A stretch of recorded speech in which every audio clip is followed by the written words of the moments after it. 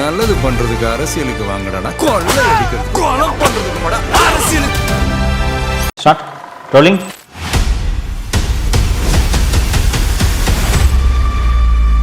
இந்த திருப்பரங்குன்றம் விவகாரம் ஒரு மிகப்பெரிய சர்ச்சையாக தமிழகத்தில் உருவானது உங்களுக்கு நினைவில் இருக்கும். இந்த மலை இஸ்லாமியர்களுக்கு சொந்தமா இந்துக்களுக்கு சொந்தமா? இந்த மலை மேலே உட்காந்து மட்டன் பிரியாணி சாப்பிட்ற ஃபோட்டோவை வேண்டுமென்றே வெளியிடுகிறார். திமுக அரசின் சார்பான இந்து சமய அறநிலைத்துறை இல்லை அங்கே தீபம் ஏற்றக்கூடாது,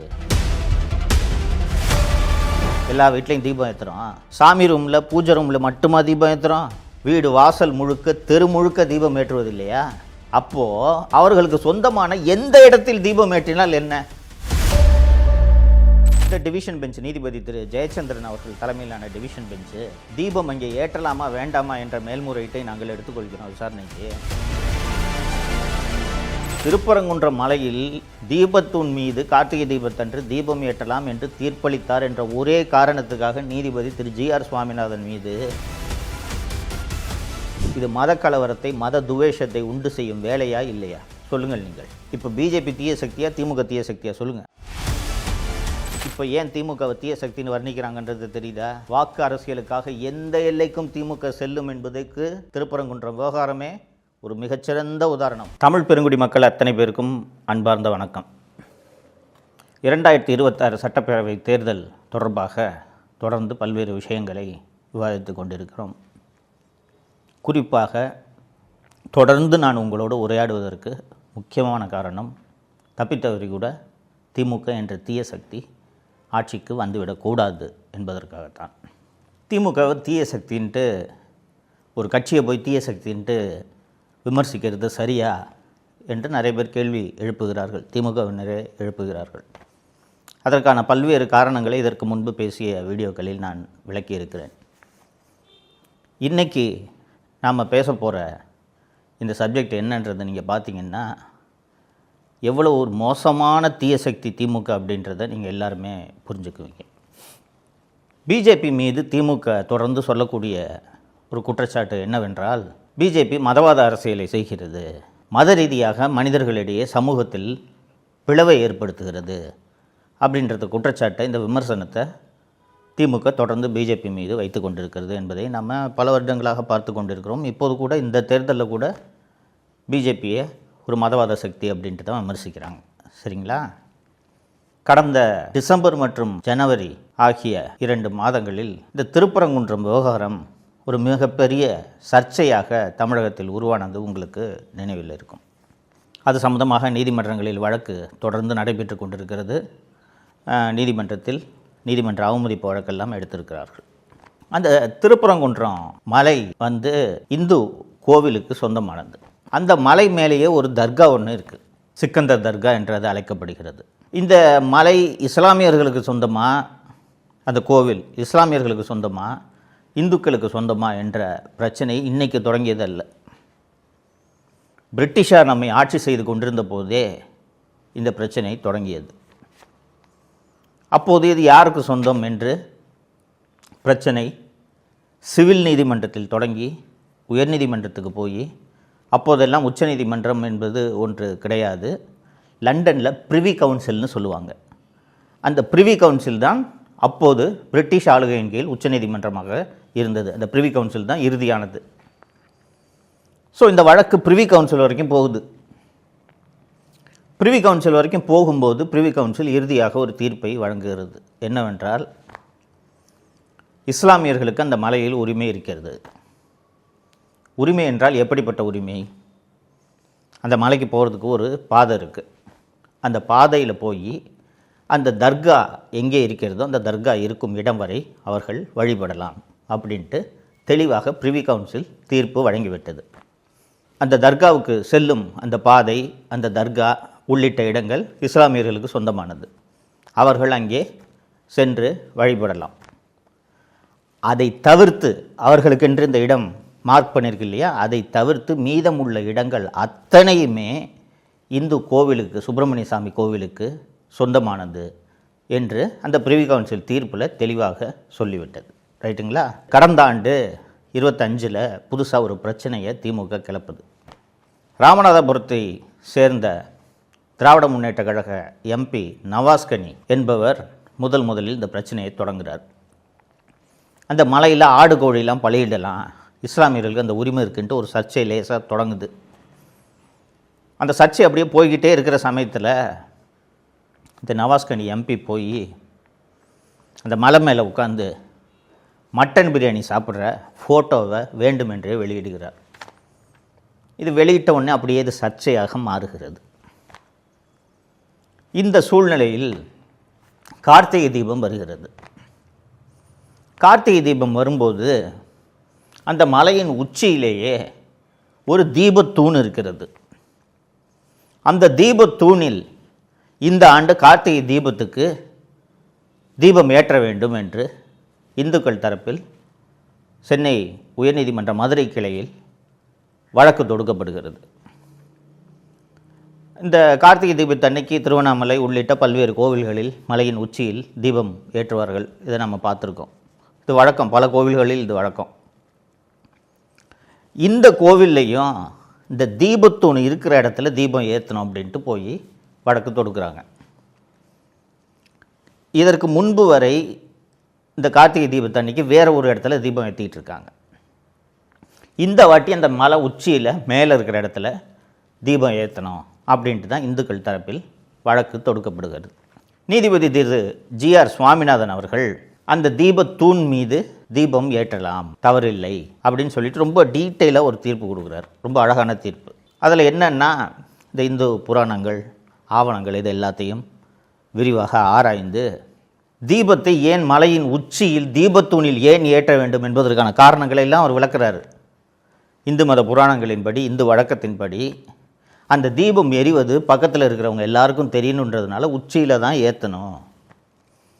அரசு சார்பில், இந்து அறநிலையத்துறை சார்பில், கோவில் அறங்காவலர்கள் சார்பில் என்ன வாதிடப்படுகிறது என்றால், இவ்வளோ நாளாக நாங்கள் வேறு ஒரு இடத்துல ஏற்றிக்கிட்டு இருந்தோம், இப்போ எப்படிங்க மலை உச்சியில் இந்த தீபத்தூண் இருக்கிற இடத்துல போய் ஏற்றுறது, அது தீபத்தூணே கிடையாது அப்படின்னு எப்படி கோவில் சார்பாக வாதிடப்படுகிறது.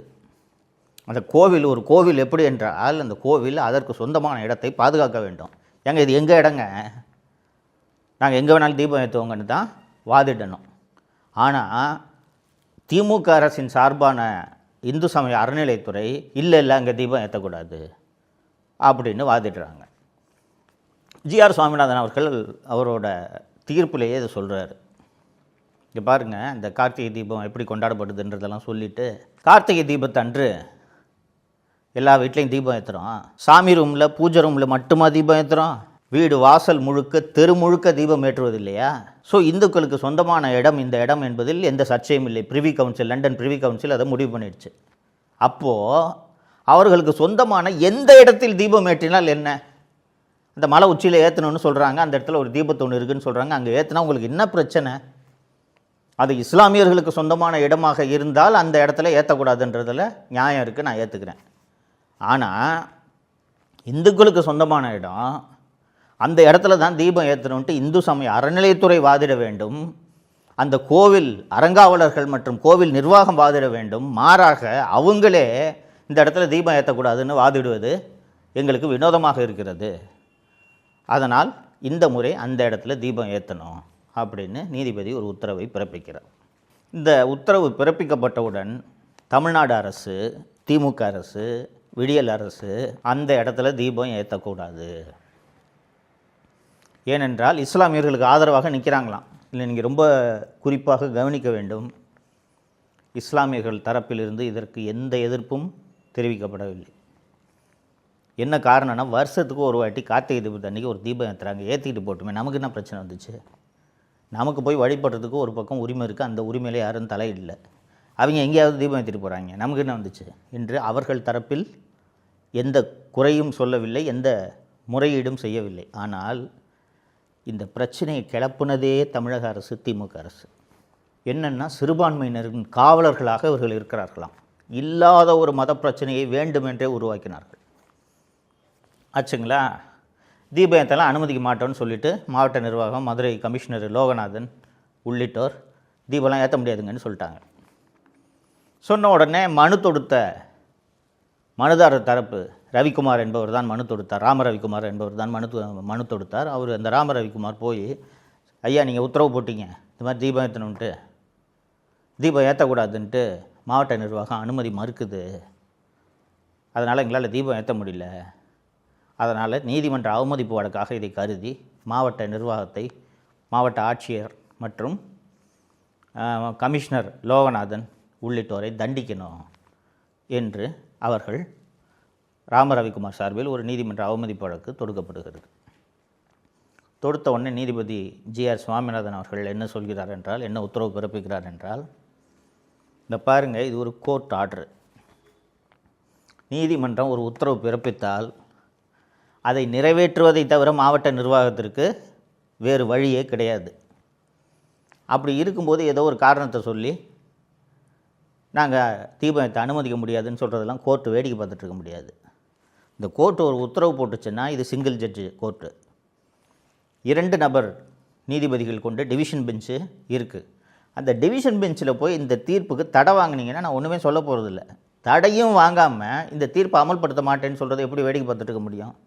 அதனால் நீதிமன்றத்தின் பாதுகாப்பை உறுதி செய்யக்கூடிய மத்திய தொழில் பாதுகாப்பு படை CISF வீரர்கள் துணையோடு மனுதாரரான திரு ராம ரவிக்குமார் மற்றும் 6 பேர் மலை உச்சியில் போய் அந்த தீபத்தூணில் தீபம் ஏற்றணும், சாயங்காலம் 6 மணிக்குள்ளே இந்த தீபத்தை ஏற்றணுன்ட்டு உத்தரவு போடுகிறார். ஆச்சுங்களா? கோர்ட்டு இப்படி நீதிமன்ற அவமதிப்பு வழக்கு எடுத்து கோர்ட்டு இப்படி ஒரு உத்தரவு போட்டிருக்கு. இப்போதாவது இதை பின்பற்ற வேண்டுமா இல்லையா? கவர்மெண்ட் என்ன பண்ணுச்சு தெரியுமா? அந்த மாவட்ட நிர்வாகம் அந்த மலையில் கலவரம் நடக்க போகுது, அதனால் 3 பேருக்கு மேல் அந்த இடத்தில் கூடக்கூடாதுன்னு 144 தடை உத்தரவை போடுகிறார்கள். ராம ரவிக்குமார் இந்த CISF பாதுகாப்பு படை வீரர்களோடு நீதிமன்ற உத்தரவின்படி தீபம் ஏற்றலான்ட்டு அங்கே போகிறாரு. அங்கே போனால் 100கணக்கில் காவல்துறையினர் குவிக்கப்பட்டு ராம ரவிக்குமாரும் அனுமதிக்கப்படல, அந்த CISF படையினரும் அனுமதிக்கப்படல, தீபம் ஏற்ற அனுமதிக்கலை. இது நேரடியான நீதிமன்ற அவமதிப்பு வழக்காக இல்லையா? ஒரு நீதிபதி உத்தரவு போடுறாரு, அந்த உத்தரவை எதிர்த்து மேல்முறையீடு செய்து அதற்கு நீங்கள் தடை வாங்கலாம். மாறாக அந்த உத்தரவை நிறைவேற்றாமல் 144 தடை உத்தரவு பிறப்பித்தால் என்ன ஆகும்? ஸோ என்ன ஆகுதுன்னா, அதற்கு பிறகு மீண்டும் இது ஜி.ஆர். சுவாமிநாதன் அவர்கள் அமர்வில் நீதிமன்ற அவமதிப்பு வழக்காக முறையீடு செய்யப்படுகிறது. இதற்குள் அவசரமாக தமிழ்நாடு அரசு டெல்லியிலிருந்து விகாஸ் சிங் என்ற மூத்த வழக்கறிஞரை அழைத்து வந்து, கோவில் நிர்வாகம் சார்பாக ஒரு மூத்த வழக்கறிஞர், இந்து சமய அறநிலையத்துறை சார்பாக ஒரு மூத்த வழக்கறிஞர், மாவட்ட ஆட்சியர் சார்பாக ஒரு மூத்த வழக்கறிஞர், இவ்வளோ வழக்கறிஞர்களை வச்சு ஒரு டிவிஷன் பெஞ்ச், மதுரையில் இருக்கக்கூடிய டிவிஷன் பெஞ்ச் முன்பு முறையீடு செய்கிறார்கள். அந்த முறையீட்டில் 2 முறையீடு. ஒன்று, அந்த மலையின் உச்சியிலே தீபம் ஏற்றுவதற்கு அனுமதி அளித்த நீதிபதி திரு ஜி.ஆர். சுவாமிநாதன் அவர்களின் தீர்ப்பை தடை செய்ய வேண்டும் என்று ஒரு வழக்கு. இன்னொரு வழக்கு, ஜி.ஆர். சுவாமிநாதன் எடுத்திருக்கிறார் அல்லவா நீதிமன்ற அவமதிப்பு வழக்கு, அதை தடை செய்ய வேண்டும் என்று ஒரு வழக்கு. 2 வழக்கு போடுறாங்க. இந்த டிவிஷன் பெஞ்ச், நீதிபதி திரு ஜெயச்சந்திரன் அவர்கள் தலைமையிலான டிவிஷன் பெஞ்சு, இந்த தீபம் அங்கே ஏற்றலாமா வேண்டாமா என்ற மேல்முறையீட்டை நாங்கள் எடுத்துக்கொள்கிறோம் விசாரணைக்கு, தீர்ப்புக்கு தடை விதிக்க முடியாது, ஆனால் நாங்கள் விசாரணைக்கு எடுத்துக்கிறோம், ஆனால் நீதிமன்ற அவமதிப்பு வழக்கை தடை செய்ய முடியாது, அதை திரு ஜி.ஆர். சுவாமிநாதன் அவர்களே விசாரிப்பார் அப்படின்னு சொல்லிட்டு மேல்முறையீட்டை எடுத்துக்கொள்கிறார்கள். யோசிச்சு பாருங்கள், இந்து சமய அறநிலையத்துறை இந்து கோவில்களின் நலனை பாதுகாக்க வேண்டும், மாறாக இந்து கோவில்களின் நலனுக்கு எதிராக, அந்த கோவிலின் நலனுக்கு எதிராக வாதாடுவதற்கு டெல்லியிலிருந்து மக்களின் வரிப்பணத்தில், கோவில் பணத்தில் லட்சக்கணக்கான ரூபாய்களை செலவு செய்து தமிழக அரசு வாதாடுகிறது. வாதாடி அந்த டிவிஷன் பெஞ்ச் இந்த வழக்கை முழுமையாக விசாரித்து டீட்டெயிலாக ஒரு தீர்ப்பு கொடுக்குது. இதே தான் அந்த தீர்ப்பு. அந்த இடம் இந்து கோவிலுக்கு சொந்தமான இடம். இந்து கோவிலுக்கு சொந்தமான இடத்தில் எங்கே விளக்கேற்றினா உங்களுக்கு என்ன? அதனால் அந்த மலையில் தீபத்தூண் இருக்கும் இடத்தில் கார்த்திகை தீபத்தன்று தீபம் ஏற்ற வேண்டும் என்று பிறப்பித்த அந்த உத்தரவு சரி என்று டிவிஷன் பெஞ்சு தீர்ப்பு அளித்துச்சு. டிஎம்கே கவர்மெண்ட் அப்பவும் விடலை. இதை எதிர்த்து உச்சநீதிமன்றம் செல்கிறார்கள். இந்த தீர்ப்பு தப்பு 1. 2, நீதிமன்ற அவமதிப்பு வழக்கை தடை செய்ய வேண்டும் என்று. 2 வழக்குக்கும் தடை விதிக்க முடியாதுன்னு உச்சநீதிமன்றம் சொல்லிடுச்சு. முடிஞ்சுங்களா? இப்போது இந்த நீதிமன்ற அவமதிப்பு வழக்கு திரு ஜி.ஆர். சுவாமிநாதன் அவர்கள் நீதிமன்றத்தின் முன்னிலையில் தொடர்ந்து நடந்து கொண்டிருக்கிறது. இது ஒரு புறம். இதற்கு நடுவே எந்த அளவுக்கு திமுக போகுதுன்றதை நீங்கள் நன்றாக கவனித்து பார்க்க வேண்டும். நீதிபதி திரு ஜி.ஆர். சுவாமிநாதன் அவர்கள் ஒரு பிராமண சமூகத்தை சேர்ந்தவர். அவர் ஆர்எஸ்எஸ்காரர். அவர் இந்துக்களுக்கு சார்பாக ஒருதலை பட்சமாக தீர்ப்பு வழங்கியிருக்கிறார். அவர் ஒரு சங்கின்னு கடுமையான விமர்சனங்கள். திமுக ஈகோ சிஸ்டம் அவரை இந்த வார்த்தை அந்த வார்த்தைன்னு இல்லை, அவ்வளவு விமர்சனம். இது மட்டுமல்லாமல் வரலாற்றிலேயே இல்லாத அளவுக்கு ஒரு வேலையை திமுக செய்தது. என்ன வேலை என்றால், ஒரு நீதிபதி மீது நீதிபதியை பதவி நீக்கம் செய்ய வேண்டும் என்று பாராளுமன்றத்தில் இம்பீச்மெண்ட் மோஷன் கொண்டு வரலாம். இது வரைக்கும் ஒரு 4-5 உயர்நீதிமன்ற நீதிபதிகள் மீது கொண்டு வரப்பட்டிருக்கிறது. என்ன காரணத்திற்காக என்றால், அவர் ஊழலில் ஈடுபட்டிருக்கிறார், பதவியை துஷ்பிரயோகம் செய்திருக்கிறார். இதுபோல் ஊழல் குற்றச்சாட்டுகளுக்காக ஒரு நீதிபதி மீது பதவி நீக்க தீர்மானத்தை கொண்டு வரலாம். எம்பிஸ்லாம் ஒரு 75 எம்பிஸ் கையெழுத்து போட்டு பாராளுமன்றத்தில் விவாதமாக இதை கொண்டு செல்லலாம். திருப்பரங்குன்றம் மலையில் தீபத்தூண் மீது கார்த்திகை தீபத்தன்று தீபம் ஏற்றலாம் என்று தீர்ப்பளித்தார் என்ற ஒரே காரணத்துக்காக நீதிபதி திரு ஜி.ஆர். சுவாமிநாதன் மீது பதவி நீக்க தீர்மானத்தை கொண்டு வர வேண்டும் என்று எம்பிக்கள்கிட்ட கையெழுத்து வாங்கி அதற்கான முயற்சிகளில் திமுக ஈடுபட்டது. திமுக மட்டும் இல்லை, எதிர்க்கட்சிகளான காங்கிரஸ், சமாஜ்வாடி கட்சி எல்லா கட்சிகளையும் சேர்த்து ஒரு தீர்மானத்தை போட்டு நீதிபதி திரு ஜி.ஆர். சுவாமிநாதன் அவர்கள் ஒருதலை பட்சமாக நடந்து கொள்கிறார், இந்த மாதிரி ஒரு தீர்ப்பு வழங்கியிருக்காருன்னு இதுக்கு ஒரு டீட்டெயிலாக ஒரு தீர்மானத்தை ரெடி பண்ணி கையெழுத்து வாங்கி அது பாராளுமன்றத்தில் சமர்ப்பிக்கப்பட்டது. அது விவாதத்துக்கு எடுத்துக்கொள்ளப்படுமா இல்லையான்றதெல்லாம் பின்னாளில் தான் தெரிய வரும். இதற்கு நடுவே நீதிமன்ற அவமதிப்பு வழக்கு தொடர்ந்து நடந்து கொண்டிருக்கிறது. நீதிபதி திரு ஜி.ஆர். சுவாமிநாதன் அவர்கள் அவர் சாதாரணத்தில் இதெல்லாம் விடுற ஆள் இல்லை. கடைசியாக எல்லாரையும் நேரில் வந்து அப்பியர் ஆகுங்கன்ட்டார். அப்பியர் ஆகி அந்த மாவட்ட ஆட்சியர் நேரில் ஆஜரானார். ஆஜரான போது அந்த வழக்கில் தீர்ப்பை எழுதும் ஜி.ஆர். சுவாமிநாதன் இதை தெரிவிக்கிறார். என்னோட தீர்ப்புக்கு எதிராக நீங்கள் டிவிஷன் பெஞ்சிலோ உச்சநீதிமன்றத்திலோ மேல்முறையீடு செய்து தடை பெற்றிருந்தால் நான் இதை பற்றி பேசவே மாட்டேன். ஆனால் கோர்ட் ஒரு உத்தரவு போடுது, அந்த உத்தரவை நல்லிஃபை பண்ணுறது போல் ஒரு மாவட்ட ஆட்சியர் 144 தடை சட்டம் போட்டால் என்னங்க நினச்சிக்கிட்டு இருக்கீங்க நீங்கள்? கோர்ட்டுக்கு என்னங்க மரியாதை? நீதிமன்ற தீர்ப்பை மதிக்காமல் போகும் அளவுக்கு ஒரு மாவட்ட ஆட்சியருக்கு எங்கிருந்து துணிச்சல் வந்தது அப்படின்ட்டுலாம் கடுமையாக அவர் தனது தீர்ப்பில் எழுதியவுடன் மாவட்ட ஆட்சியர் நிபந்தனையற்ற மன்னிப்பு கோரினார். மார்ச் முதல் வாரத்தில் இந்த வழக்கு விசாரணைக்கு வந்தபோது நேரில் ஆஜராகி நிபந்தனையற்ற மன்னிப்பு கோரினார். இன்னும் அந்த நீதிமன்ற அவமதிப்பு வழக்கு நிலுவையில் இருக்கிறது. இங்கே நல்லா யோசிச்சு பாருங்கள். ஒரு சாதாரண பிரச்சனை. கார்த்திகை தீபத்தன்னைக்கு அந்த திருப்பரங்குன்றம் மலையில் இந்துக்களுக்கு சொந்தமான இடத்துல மலையோட உச்சியில் ஏற்றினா என்ன, அதுக்கு பக்கத்தில் ஏற்றினா என்ன, இல்லை வேறு இடத்துல ஏற்றினா என்ன, அந்த மலையில் இருக்கிற இடம் இந்துக்களுக்கு சொந்தமான இடம் தானே. இந்துக்களுக்கு சொந்தமான இடத்துல எந்த இடத்துல தீபம் ஏற்றினா உங்களுக்கு என்னங்க பிரச்சனை? இஸ்லாமியர்களே எதிர்ப்பு தெரிவிக்காத போது இஸ்லாமியர்கள் சார்பாக நாங்கள் எதிர்ப்பு தெரிவிக்கிறோம் என்று இந்து சமய அறநிலைத்துறையும் தமிழக அரசும் லட்சக்கணக்கில் மக்கள் வரிப்பணத்தை, கோவில் பணத்தை செலவு செய்து வாதாடுகிறார்கள் என்றால் இது மத கலவரத்தை, மத துவேஷத்தை உண்டு செய்யும் வேலையா இல்லையா? சொல்லுங்கள் நீங்கள். இப்போ பிஜேபி தீய சக்தியா, திமுக தீய சக்தியா? சொல்லுங்கள். யார் மத துவேஷத்தையும் மத மோதலையும் உருவாக்குவது? இஸ்லாமியர்களுக்கு ஆதரவாக நிற்கிறோம் என்று ஒன்றுமில்லாத ஒரு பிரச்சனையை இவ்வளவு பெரிய பிரச்சனையாக்கி இவ்வளவு மக்கள் வரிப்பணத்தை செலவு செய்ததுக்கு திமுக இவ்வளவு செலவு செய்ததற்கான ஒரே காரணம் இஸ்லாமியர்களின் வாக்கை பெறும் நோக்கமா இல்லையா? வேறு என்ன நோக்கம் இருக்க முடியும்? இப்போ ஏன் திமுகவை தீய சக்தின்னு வர்ணிக்கிறாங்கன்றது தெரியுதா? வாக்கு அரசியலுக்காக எந்த எல்லைக்கும் திமுக செல்லும் என்பதற்கு திருப்பரங்குன்றம் விவகாரமே ஒரு மிகச்சிறந்த உதாரணம். இது எல்லாத்தையும் நீங்கள் மனசில் வச்சுக்கணும். வாக்கு அரசியலுக்காக, சிறுபான்மையினர் வாக்குகளை பெறுவதற்காக மதக்கலவரத்தை தூண்டும் அளவுக்கு திமுக செல்கிறது என்பதை நீங்கள் நன்றாக நினைவில் வைத்து கொள்ள வேண்டும். மீண்டும் ஒரு முறை திமுக ஆட்சிக்கு வந்தால் யோசிக்காமல் தமிழ்நாட்டில் மதக்கலவரத்தை உருவாக்குவார்கள் என்பதை நீங்கள் நினைவில் வைத்து கொள்ளுங்கள். வட இந்தியாவில் எல்லாம் இருப்பது போல அல்லாமல் தமிழ்நாட்டில் எல்லா சமூகத்தினரும் ஒற்றுமையாக வாழ்ந்து கொண்டிருக்கிறார்கள்.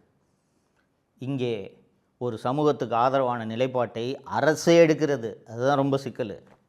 அரசே இந்த நிலைப்பாட்டை எடுத்து மக்களுக்கிடையே மத ரீதியான பிளவை உண்டு பண்ணி தேர்தலில் ஆதாயம் பெற வேண்டும் என்ற நோக்கத்தில் திராவிட முன்னேற்றக் கழகம் இந்த வேலைகளை எல்லாம் செய்து கொண்டிருக்கிறது என்பதை நீங்கள் வாக்களிக்கும் சமயத்தில் நினைவுபடுத்தி பார்க்க வேண்டும். இது ஒரு சாதாரண விஷயமாக கடந்து போக முடியாது. ஒன்றுமில்லாத ஒரு விஷயங்க. அந்த நீதிமன்ற உத்தரவு போட்டதுபடி கார்த்திகை தீபத்து அன்றைக்கி மலை உச்சியில் ஒரு தீபம் ஏற்றிருந்தாங்கன்னா முடிச்சுட்டு அன்றைக்கி எல்லோரும் சாமி கும்பிட்டு அவங்க பாட்டு போயிருப்பாங்க. அவங்கவுங்க வேலையை பார்த்துக்கிட்டு போயிருப்பாங்க. இன்றைக்கி வரைக்கும் மதுரை உயர்நீதிமன்ற கிளையில் இந்த விவகாரம் நடந்து கொண்டிருக்கிறது. இவ்வளோ பெரிய பிரச்சனையாக இதை இழுத்ததற்கு காரணம் திமுகவா வேறு யார்? இதை எல்லாத்தையும் நீங்கள் மனசில் வச்சுக்கணும். ஏன் திமுக தீய சக்தின்னு சொல்கிறாங்கன்ட்டு இப்போ புரியுதா? மறந்து விடாதீர்கள் தோழர்களே, தப்பித்தவறி கூட இந்த தீய சக்தி ஆட்சிக்கு வந்துவிடக்கூடாது.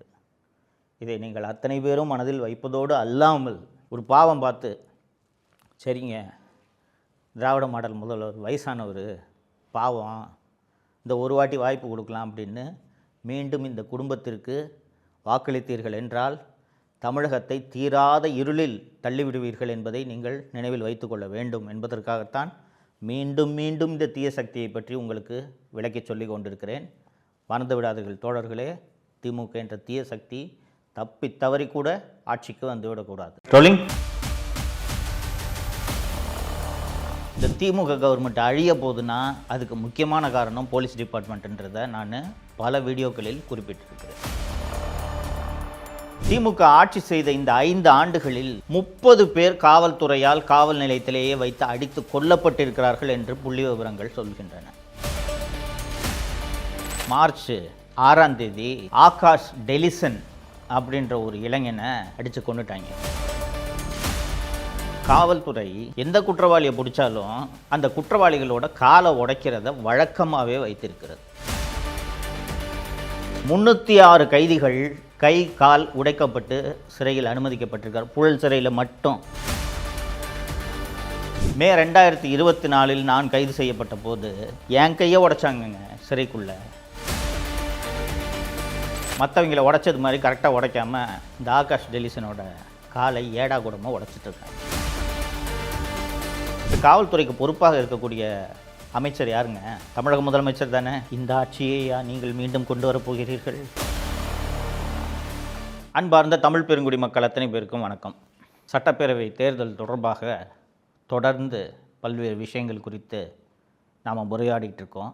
திமுக என்ற தீய சக்தியை மீண்டும் ஆட்சிக்கு வந்துவிடக்கூடாது, அதற்கான காரணங்கள் என்னென்னு நான் பல்வேறு வீடியோக்களில் அடுக்கியிருக்கிறேன், பார்த்திருப்பீர்கள்.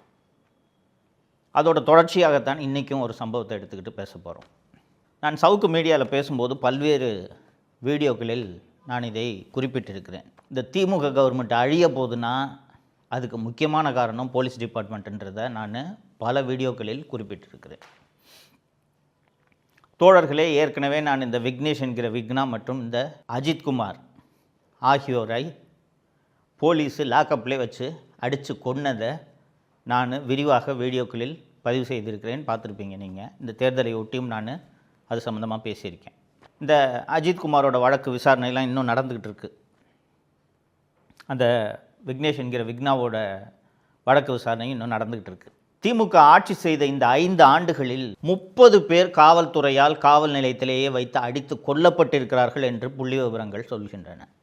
இத்தகைய ஒரு சூழ்நிலையில் மார்ச் 6ஆம் தேதி ஆகாஷ் டெலிசன் அப்படின்ற ஒரு இளைஞனை அடித்து கொண்டுட்டாங்க. மானாமதுரை காவல் நிலையம் ஒரு கொலை வழக்கு. அந்த கொலை வழக்கில் இந்த பையன் கைது செய்யப்படுறான். கைது செய்யப்பட்டால் என்னங்க ப்ரொசீஜரு? நீதிமன்றத்தில் ஆஜர்படுத்தணும். நீதிமன்றம் அவங்கள சிறைக்கு அனுப்பும், கஸ்டடியில் எடுத்து விசாரிப்பாங்க. அதற்கு பிறகு குற்றப்பத்திரிகை தாக்கல் செய்து தண்டனை வாங்கி தரணும். இதுதானே எல்லா வழக்கிலையும் ப்ரொசீஜர், கிரிமினல் ப்ரொசீஜர் கோட் மற்றும் இப்போது அமலில் இருக்கக்கூடிய பிஎன்எஸ்எஸ் சொல்லக்கூடியது இதுதானே. ஆனால் காவல்துறை எந்த குற்றவாளியை பிடிச்சாலும் அந்த குற்றவாளிகளோட காலை உடைக்கிறத வழக்கமாகவே வைத்திருக்கிறது. வழக்கறிஞர் திரு புகழேந்தி, சிறை கைதிகள் உரிமை மையத்தின் இயக்குனர் வழக்கறிஞர் திரு புகழேந்தி ஆர்டிஐ ஃபைல் பண்ணி புழல் ஜெயில்களுக்கு ஒரு டீட்டெயில் கேட்குறாரு. ஜனவரி 1, 2024 இன்றைக்கி தேதி வரைக்கும், அக்டோபர் மாதம் கேட்குறாரு. இன்றைக்கி தேதி வரைக்கும் கை கால் ஃப்ராக்சரோட எத்தனை கைதிகள் புழல் சிறையில் அனுமதிக்கப்பட்டிருக்கிறார்கள் அப்படின்னு ஒரு ஆர்டிஐ அப்ளிகேஷன் போடுறாரு. ஜனவரி 1, 2024 முதல் 6 அக்டோபர் 2024 வரை 306 கைதிகள் கை கால் உடைக்கப்பட்டு சிறையில் அனுமதிக்கப்பட்டிருக்கார். புழல் சிறையில் மட்டும், தமிழ்நாடு பூரா இருக்கக்கூடிய சிறையில் நீங்கள் கணக்கு எடுத்தீங்கன்னா எத்தனை பேர் கை கால் உடைக்கப்பட்டிருப்பார்கள் என்பது உங்களுக்கு தெரியும். நான் பலமுறை சிறையில் இருந்திருக்கேன்ல, மதுரை சிறையில் இருந்தபோதும் பார்த்தேன், சென்னை புழல் சிறையில் இருந்தபோதும் பார்த்தேன். ஏராளமான கைதிகள் கை கால் உடைக்கப்பட்டு வருவார்கள். எப்படி இந்த காலையும் கையையும் உடைக்கிறாங்கன்ட்டு நீங்கள் பார்த்தீங்கன்னா இதுக்குன்னு ஒரு மெத்தட் வச்சுருக்காங்க. கால் இருக்குல்ல, இந்த காலை உடைக்கிறதுன்னு வச்சுங்களேன். இந்த கால் இருக்குல்ல, இந்த காலுக்கு கீழே ஒரு கல்லை வச்சுருவாங்க, பாறங்கள் மாதிரி ஒரு கல்லை வச்சுருவாங்க, மேலே ஒரு கல்லை வச்சுருவாங்க. காலுக்கு மேலே ஈர சாக்கு துணி இருக்குல்ல, அரிசி இந்த பொருட்கள்லாம் வைப்போம்ல, அந்த ஈர சாக்கை நனைச்சி காலுக்கு மேலே சுற்றிட்டு கீழே ஒரு கல் மேலே ஒரு கல் வச்சுட்டு கட்டப்பாறையில் ஓங்கி ஒரு அடி அடிப்பாங்க. அடித்தா என்ன ஆகும்னா இந்த காலில் ஏதாவது ஒரு இடத்துல கால் ஃப்ராக்சர் ஆகி இப்படி விலகிடும். உங்களுக்கு எக்ஸ்ரே எடுத்து பார்த்தீங்கன்னா ஃப்ராக்சர் ஆனது மட்டும்தான் தெரியுமே ஒழிய போலீஸ் அடித்ததுனால ஃப்ராக்சர் ஆச்சா இல்லை எப்படி ஃப்ராக்சர் ஆச்சுன்னு உறுதியாக சொல்ல முடியாது. இந்த காலை உடச்சிட்டாங்களே, இந்த கைதிகள் போய் நீதிபதிக்கிட்ட ஆஜர்படுத்துவாங்கள்ல, அப்போ வந்து இன்னையா கால் உடஞ்சிருக்கு, போலீஸ் அடித்தாங்களா அப்படின்னு கேட்டால் அவர்கள் சொல்ல வேண்டும் அல்லவா. இங்கே இருந்து மேஜிஸ்ட்ரேட்டுக்கிட்ட ப்ரொடியூஸ் பண்ணும்போதே சொல்லுவாங்க, போனால் உங்கள் வீட்டில் உள்ளவங்க அத்தனை பேர் மேலேயும் கஞ்சா கேஸ் போட்டுருவேன், உன் மேலே குண்டாஸ் போட்டுருவேன், 10 கேஸ் 20 கேஸ் உன் மேலே போடுவேன், நீ வெளியிலே வர முடியாது அப்படின்னு பயமுறுத்தின உடனே இவங்க அத்தனை பேரும் இந்த மாதிரி இந்த கால் கை உடைக்கப்பட்ட கைதிகள் அத்தனை பேரும் நீதிபதியின் முன்பு ஆஜர்படுத்தப்படும் போது என்ன ஆச்சுன்னொடனே பாத்ரூமில் வழுக்கி விழுந்துட்டேன் அப்படின்னு சொல்லுவாங்க. நீதிபதி திரு ஜிஆர் சுவாமிநாதன் ஒரு வழக்கை விசாரித்து கொண்டிருக்கும்போது நகைச்சுவாகவே குறிப்பிட்டார், அது எப்படிங்க போலீஸ் ஸ்டேஷனில் இருக்கிற பாத்ரூமில் மட்டும் எல்லாரும் வலிக்க விழுந்துக்கிட்டு இருக்காங்க அப்படி என்று குறிப்பிட்டு விட்டு, காவல்துறை அதிகாரிகள் சட்டத்தை கையில் எடுத்துக்கொள்ளக்கூடாது, இது போன்ற நடவடிக்கைகளில் ஈடுபடுபவர்கள் கண்டுபிடிக்கப்பட்டால் கடுமையான தண்டனை கிடைக்கும் என்று எச்சரித்தனர். ஆனால் போலீஸ் இதெல்லாம் காதிலேயே வாங்கிக்கிறது இல்லைங்க. இவ்வளவு தூரம் ஏன் உங்களுக்கு இந்த வெளியில் சில பொதுமக்கள் சினிமாலாம் பார்த்துட்டு உங்களுக்கு மனதில் கோபம் எழும். ஒரு 12 வயது சிறுமியை ஒருத்தன் பாலியல் வன்முறைக்கு ஆளாக்கியிருக்கான்னு வச்சுங்களேன், இவன் கை காலை உடைச்சா என்ன என்றெல்லாம் தோன்றும். அதுபோல் ஒரு பொது புத்தி இருப்பதன் காரணமாக தான் எல்லாரும் கை காலையும் உடைக்கிறாங்க. தோழர்களே, உங்கள் அத்தனை பேருக்கும் தெரியும், நான் ஒரு பத்திரிகையாளர், யூடியூபர், தொடர்ந்து ஊடகங்களில் பேசி கொண்டிருக்கிறேன்.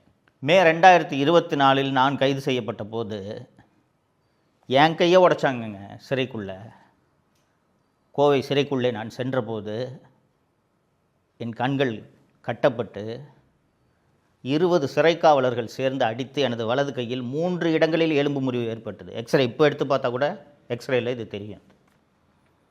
இப்போ திருப்பி நாம் இந்த ஆகாஷ் டெலிசன் கதைக்கு வருவோம். ஆகாஷ் டெலிசன் 6/3/2026 அன்று இந்த கொலை வழக்கில் கைது செய்யப்படுகிறார். 2 நாள் கழித்து மூச்சு திணறலால் ஆகாஷ் டெலிசன் இறந்து போய் விடுகிறார்னு தகவல் காவல்துறையால் பரப்பப்படுகிறது. பரப்பப்பட்ட உடனே அவங்க உறவினர்கள்லாம் போராட்டம் நடத்த ஆரம்பிச்சிட்டாங்க, ரோட்டை மறிச்சிடுறாங்க. ரோட்டை மறித்த உடனே போலீஸ் பயந்து போய் உடனடியாக நீதித்துறை நடுவரோட விசாரணைக்கு உத்தரவிடுகிறார்கள். இந்த ஆகாஷ் டெலிசன் நான் ஏற்கனவே குறிப்பிட்டது போல கால் உடைக்கப்படுகிறது.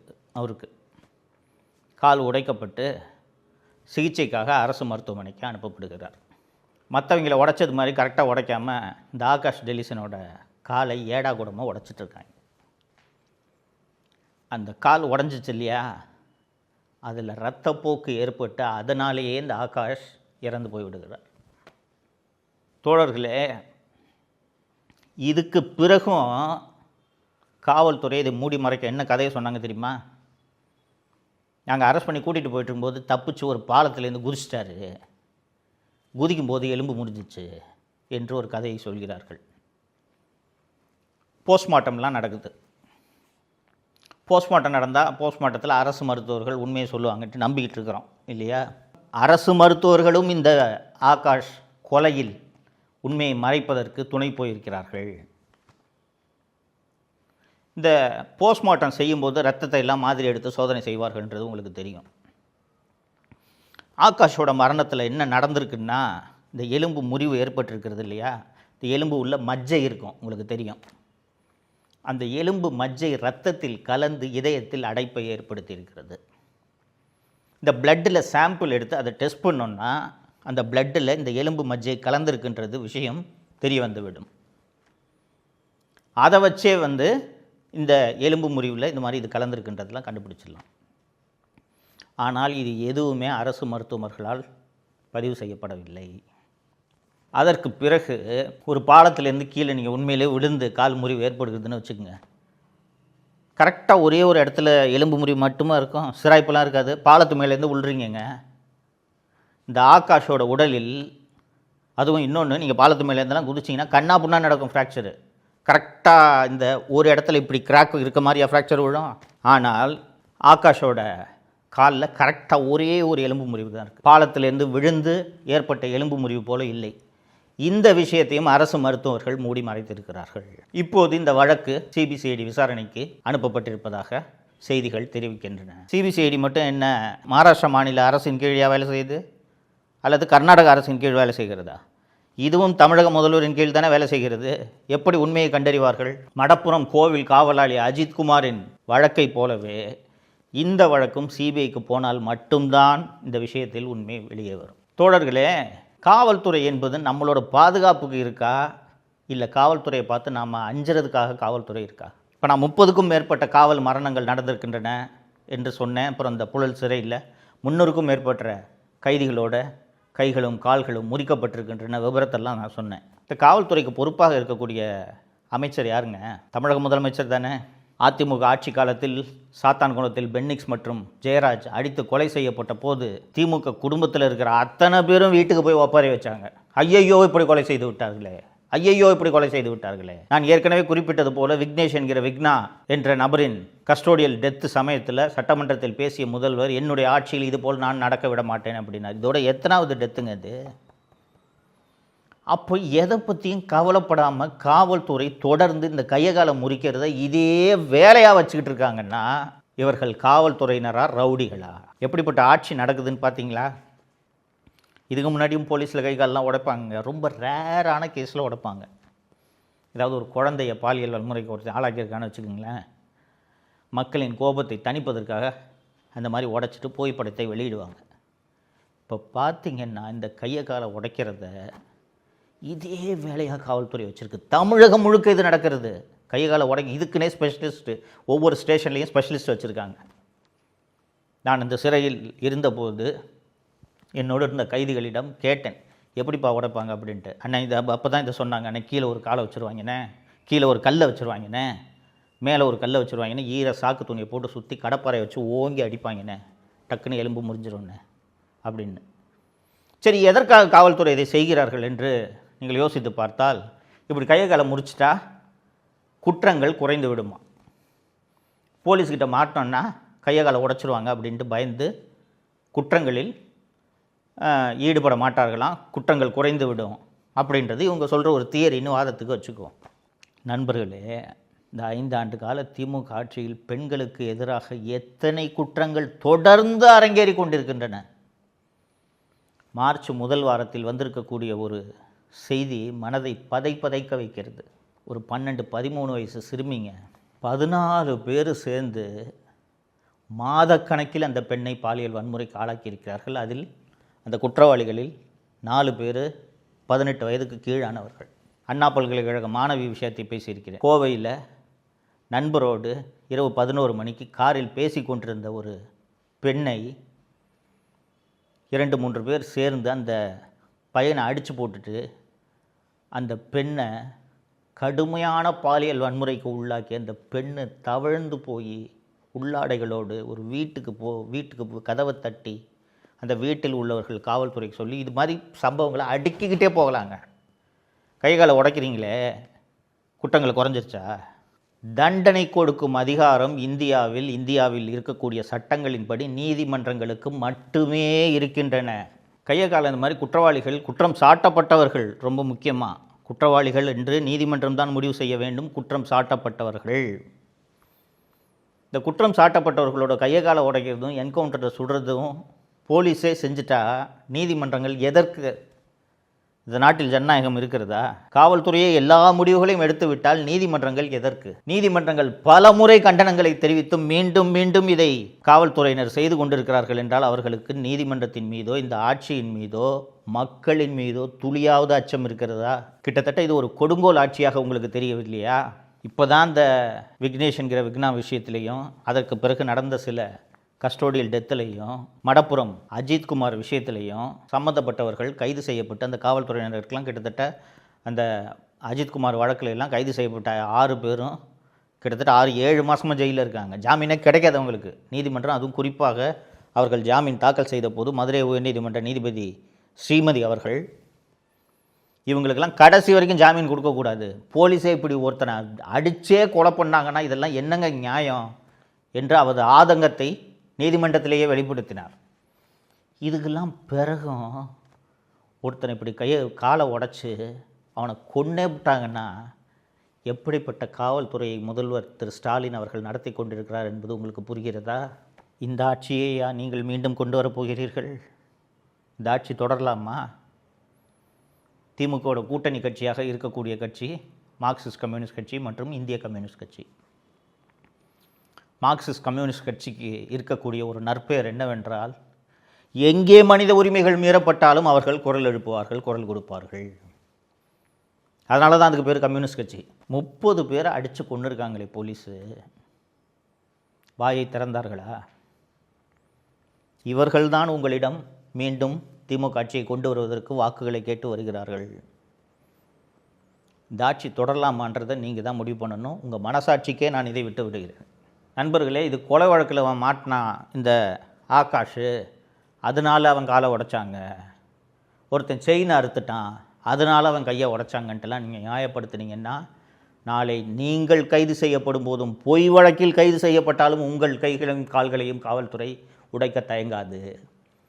காவல்துறை காட்டு மிராண்டி துறையாக தமிழக திமுக அரசின் கீழ் மாறிவிட்டது என்பதை நீங்கள் நினைவில் வைத்து கொள்ள வேண்டும். இந்த தேர்தல் எவ்வளோ முக்கியமான தேர்தல் என்பதை நான் தொடர்ந்து பல வீடியோக்களில் உங்களுக்கு மீண்டும் உணர்த்தி கொண்டிருக்கின்றேன். தமிழகத்தின் எதிர்காலம் மற்றும் நமது சந்ததியினரின் எதிர்காலம் தொடர்பான தேர்தல் இது என்பதை மறந்து விடாதீர்கள். இதை எல்லாத்தையும் நினைவில் வச்சுக்கிட்டு திமுகன்ற தீய சக்தி தப்பித்தவரை கூட ஆட்சிக்கு வந்துவிடக்கூடாது என்பதற்கு என்ன செய்ய வேண்டுமோ அது உங்களுக்கு தெரியும், செய்வீர்கள் என்று நம்புகிறேன். மீண்டும் இன்னொரு வீடியோவில் சந்திப்போம். நன்றி. தமிழகத்தை காப்போம்.